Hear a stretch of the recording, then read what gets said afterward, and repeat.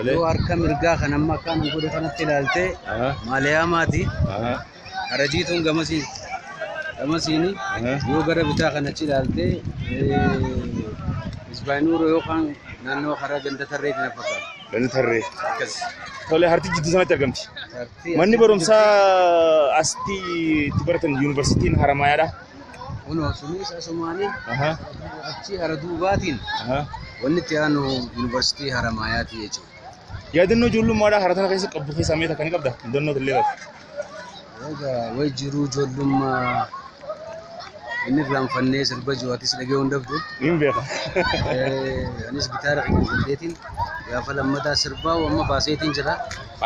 Haramayaa dhaalchisee lalee isaa fi wanninis tokkosuma. Anis Maadii Alii Muusaati. Maadii Alii Muusaati. Akkasitti sirba kana waliin goonee warabbi gallakkisuuf deemnaa jechuudha. Inshallah asirratti waraabne. Kanaafuu abdiin eeggannamti illee.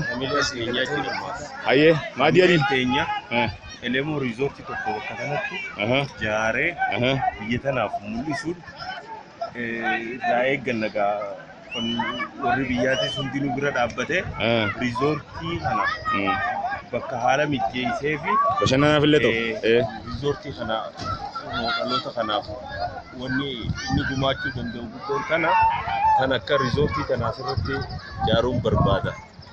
Tole ulfaadhu galatoomii hoonaa qabdi. Kabajamtoota fi daawwattoota keenya anis maqaan kiyya Nuuraa Misbaan Anjaanii kanan beeknillee na baraadha. Kan argamnu Weellisaa Elemoo Dabaalleetii hara Haramayaa gubbaatti argamna. Harti Haramayaadha akkuma isin gartan waggaa meeqa booda kan godaantee dhufaa irra deemti. Elemoo wallee faanaan tole keessatti baane dhugumatti faana tole gaa'ee dhabee biraa jennaan dhufee argatee akkasii bilbila tokko bilbilamaa jira viidiyoo guyyaa asirra dhaabbata nagaatti.